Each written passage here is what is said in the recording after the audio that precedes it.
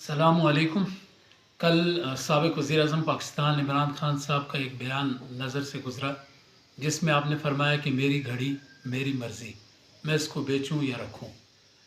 तो मुझे उनकी बात सुन के थोड़ा सा ख़्याल रियासत मदीना का आया कि आपका दावा रियासत मदीना का था, और क्या मदीना शरीफ में ऐसा होता था या नहीं।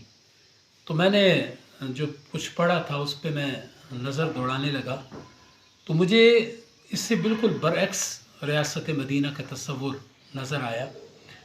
मुझे वो हदीस मुबारका कब भूलती है, हज़रत उमर रदी अल्लाह ताला अन्हु ने हज़रत अबू हुरैरा रदी अल्लाह ताला अन्हु को किसी जगह का आमिल बनाकर भेजा।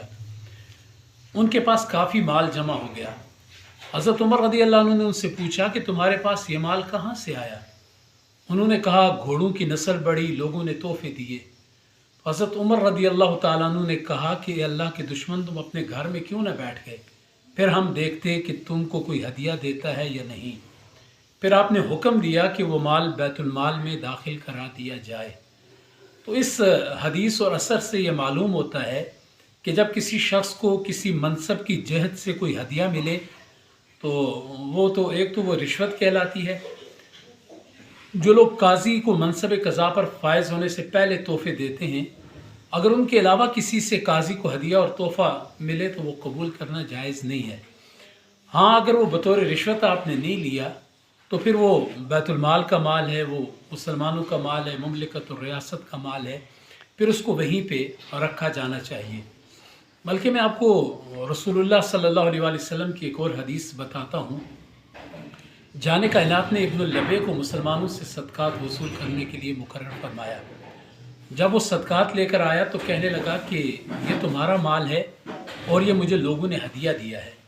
तो जाने कायनात सल्लल्लाहु अलैहि वसल्लम ने उसी मौके पे खुतबा दिया और आप फरमाने लगे, उन लोगों का क्या हाल है जिनको हम किसी जगह का आमिल बनाकर भेजते हैं और वो वापस आकर कहते हैं कि ये तुम्हारा माल है और ये हमें हदिया मिला है। ये लोग अपनी माँ के घर में क्यों न बैठ गए, फिर ये देखा जाता कि इनको कोई हदिया देता है या नहीं। तो ये हदीस मुबारका भी हमें यही बताती है कि अगर किसी मनसब पे फायज होने के बाद कोई हदिया या तोहफ़ा मिलता है तो वो मुसलमानों का होता है, पूरी मुमलिकत का होता है, बैतुल माल का होता है, ना कि उस शख्स का। मैं सियासत से कतई नज़र हो के ये बात कर रहा हूँ, क्योंकि मेरा आज तक किसी सियासी जमात तंजीम से कोई ताल्लुक़ है ही नहीं। तो मेरी बात को सियासत के तनाजुर में न लिया जाए, मैं सिर्फ दीनी बात आपके साथ शेयर कर रहा हूँ। आगे हर बंदा अक्लमंद है, वो खुद सोच सकता है, समझ सकता है, और इसको सिर्फ इमरान खान साहब पर मुंतबिक न किया जाए, बल्कि साबका अदवार में जितने भी वज़राए आज़म या सदूर मुमलिकत या दीगर मनासिब पे फायज रहने वाले आए, उनमें से अगर किसी ने ये काम किया है तो वो शरीयत के बिल्कुल मुनाफी है, चाहे वो नून लीग हो, वो पीपल्स पार्टी हो, या वो कोई और जमात हो।